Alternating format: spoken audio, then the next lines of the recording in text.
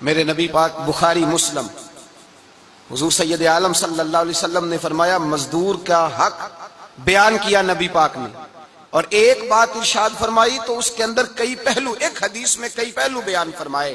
حبیب پاک نے فرمایا جیسا تم کھاتے ہو ویسا ہی اسے کھلانا۔ کوئی نہیں، آپ شاید سو رہے ہیں کچھ حضرات۔ جیسا خود کھاتے ہو ویسا ہی، بھائی بس ختم ہو گئی بات۔ اتنی بڑی بات کر دی سرکار نے۔ کبھی دیکھا ہے آپ نے کہ مزدور کو ایسے کھلایا جا رہا ہو جیسا مالی کھا رہے ہیں؟ حضور نے فرمایا بھائی مزدوروں کا حق یہ ہے کہ جیسا تم نے کھانا ہے ویسا اسے کھلانا ہے، اور فرمایا جیسا تم نے پہننا ہے ویسا اسے پہنانا ہے۔ اور پھر میرے حبیب کریم علیہ الصلوۃ والسلام نے ارشاد فرمایا اس کی ہمت سے بڑھ کر تم اس پر بوجھ نہیں ڈال سکتے، جتنا کام وہ کر نہیں سکتا اتنا تم اسے دے نہیں سکتے۔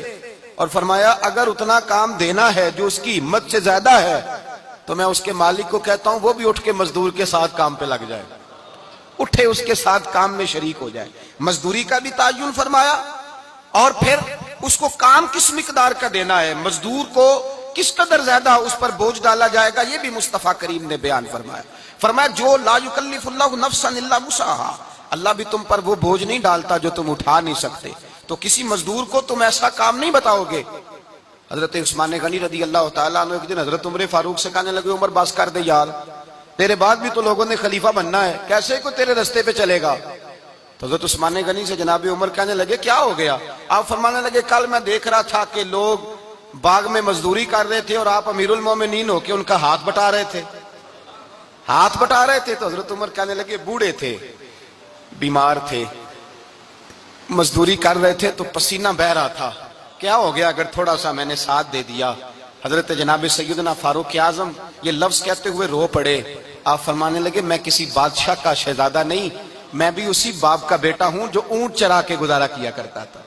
میں نے آگے بڑھ کے لوگ حیثیت بھول جاتے ہیں، اپنی حیثیت بھول جاتے ہیں۔ اللہ تبارک و تعالیٰ جب کچھ عطا کرتا ہے ان کا رویہ اپنے ماتحتوں کے ساتھ اتنا سخت اور جابرانہ آمرانہ ہو جاتا ہے، اس قدر زیادہ ان کے لب و لہجے میں کڑواہٹ آ جاتی ہے، اس قدر زیادہ ان کی طبیعتوں کے اندر سختی اور غرور بھر جاتا ہے کہ وہ احساس ہی نہیں کرتے کہ جو سامنے بیٹھا ہے وہ بڑا ایک دکھی انسان ہے اور وہ تکلیف میں ہے، وہ آزمائش میں اپنے آپ کو مبتلا سمجھ رہا ہے۔ حضرت ابو ذر غفاری رضی اللہ تعالیٰ عنہ فرماتے ہیں میں اپنے ماتحتوں کے حق میں بڑا سخت تھا، سخت تھی میری طبیعت، میرے غلاموں کی جرت ہی نہیں تھی کہ وہ میرے سامنے گفتگو کر سکیں اور ٹھہر بھی سکیں۔ فرماتے ہیں جس دن میں کلمہ پڑھنے گیا، جس دن میں حضور کی بارگاہ میں، تو میں نے کہا حضور کوئی خاص نصیحت؟ تو نبی پاک نے فرمایا میری نصیحت تیرے لیے یہ ہے کہ جیسا تو نے کھانا ہے ویسا ہی غلام کو کھلانا ہے، جیسا تو نے پہننا ہے ویسا ہی غلام کو پہنانا ہے۔ حضرت ابو ذر کہتے ہیں جو میرے اندر کمی تھی وہی میرے نبی نے نصیحت کر دی، جو میرے اندر کوتاہی تھی وہی غیب جاننے والے رسول نے بتلا دی۔ فرماتے ہیں میں گھر گیا، جب میں جاتا تھا تو ملازموں کا سانس خشک ہو جاتا تھا، وہ کانپنے ہانپنے لگتے تھے کہ جانے اب یہ کیا کرے گا۔ حضرت ابو ذر غفاری فرماتے ہیں میں گیا، ایک شخص سے میں نے کہا کھانا پکاؤ، کھانا پکایا، دسترخوان پہ لگایا اور اپنے سارے ملازموں کو کہا آؤ یار میرے ساتھ بیٹھ کے روٹی کھاؤ، آؤ سارے میرے ساتھ بیٹھ کے کھانا کھاؤ۔ فرماتے ہیں انہوں نے کھانا کھایا، پھر میں ان کو بازار لے گیا، جیسے کپڑے میں پہنتا تھا ویسے میں نے ان کے لیے بھی خریدے۔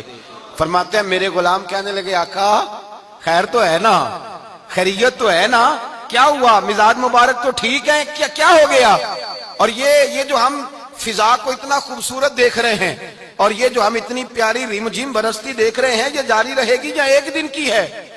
تو حضرت ابو ذر غفاری رو پڑے، کہنے لگے اب تمہیں ابو ذر غفاری بدلا ہوا ملے گا، اس لیے کہ اب میں وہ نہیں رہا، اب میں رسول اللہ کا کلمہ پڑھ کے غلام مصطفیٰ بن گیا ہوں، اب میں بدل گیا ہوں، میری طبیعت بدل گئی۔